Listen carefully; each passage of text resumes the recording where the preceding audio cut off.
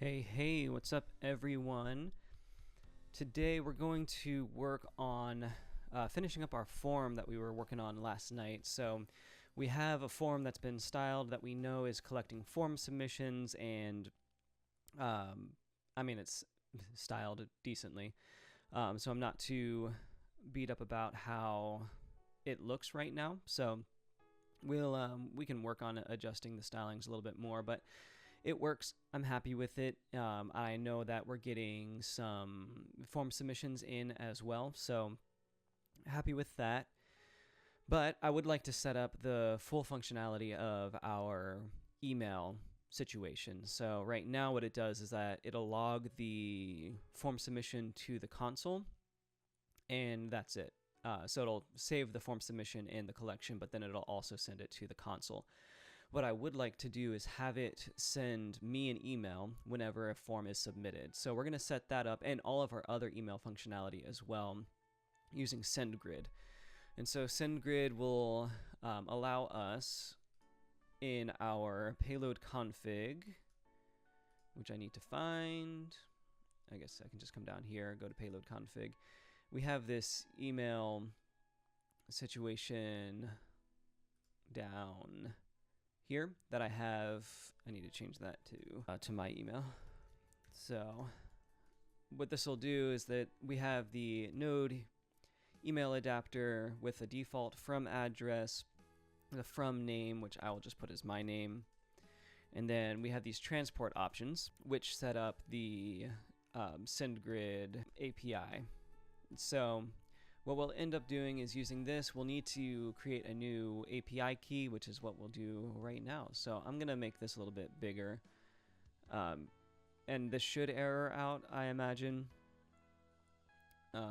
Or it will persist, but we'll just get a bunch of errors about what's happening with the email. That's not really a plugin, but I guess the email option there. So let's go to SendGrid. We'll go to SendGrid. I don't actually know if it's .com, so SendGrid, it is .com. So that's an ad. We'll come down here. And we're going to start for free, and we're going to sign up. All right, now that we've done that, it's going to send me an email for me to verify my email account. So I'm still waiting for that email to come through. There it is. I assume I can put this on the screen because it's a one-time password. But just in case, let me move this over and hit verify. Let it redirect me, and then, okay, so I also have to do a verification for my phone number. So let me do that. And then after I set this verification number, I will get back up on my screen. It's the worst verification code I've ever gotten. All right, so now SendGrid should be loading up, and I can hit, okay, got it there for the cookies. Log in, continue. All right, there we go.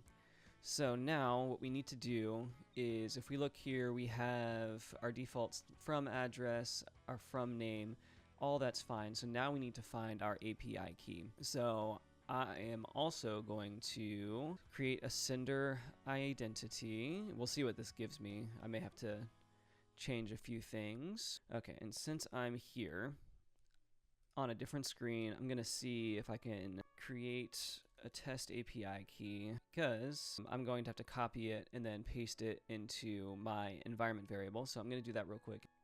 I think that's all I need to do. So here's what I'm looking at with our admin user stuff. So I'm not going to show the API again. Let's just see what happens then if I go over here. Let's actually restart our server first. So that's restarted. Now if I put in my information, hit contact, it's loading. Okay, so it's weird that it did it that way, but that's fine. Form submission, test confirmation message.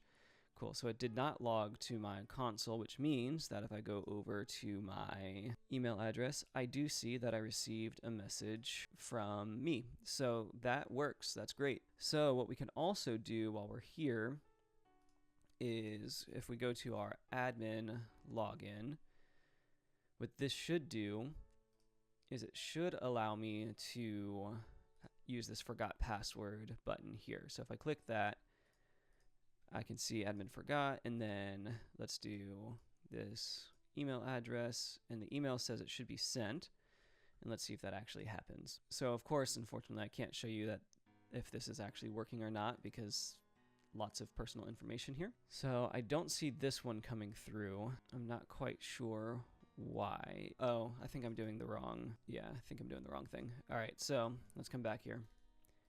The problem though is that that account didn't exist, so it's not going to send me anything. Totally fine. All right, but I do see if I go to form submissions, we have our new contact with me, and this email actually sent, and I saw it. So if I want to test the forgot password, I can create a new user. Yeah, perfect. So none of these worked because I didn't actually do this. So let's do a logout and do forgot password, never forgot password. There. So now this should send an email with my forgot password email. So that's setting up SendGrid. That actually went a lot more smoothly than I thought it was going to be, which is great. We like when things go smoothly. But now we can actually add some real information to our contact. So instead of what do you want, how can we help you? And then contact is fine. Your message has been received. We'll be in touch soon. And so this is a heading 1, but I want it to be a heading 2. And in our intro, which I need to actually add somewhere else, so the intro should be fine. This is a test message saying you received a new message. So we can do name sent you a new message. This is what the message included. And do message. And then that should be all I have available. Of course, the email address is there as well, but I should get that from, or I guess I don't get that. So if I want to do email address email. So let's see, we have, so I'm looking at, for these double brackets, in order to get the information that I need is I'm following this name field here. So I get name, email, message, and then we see that name at email address email sent you a new message. This is what the message included. So this will allow me to see all of that within the email itself. So if I save this, nothing is going to really change at our contact level unless we were to, if we were to resubmit, we would see something different, but the intro message is actually at the page level. So if I go to contact, we can have, oh, sorry, heroes there. So in our content, we have our form block here, and this is where we can set our actual intro message. So obviously we don't want it to say, if you want to reach me, do it here. Please send us a message to see how we can help you with your web design needs. And so now when I save this, I can refresh, and now I see an actual real message. And then of course the how can we help you instead of what do you want. So this will collect the full name, the email, and then a message from me. And then if we go to our home page and scroll all the way down to the bottom, here we can see that I didn't actually give a joke message here. It's contact for more information, need more information, question mark, fill out this form. Which let's actually add that just to be a little bit more explicit in our messaging.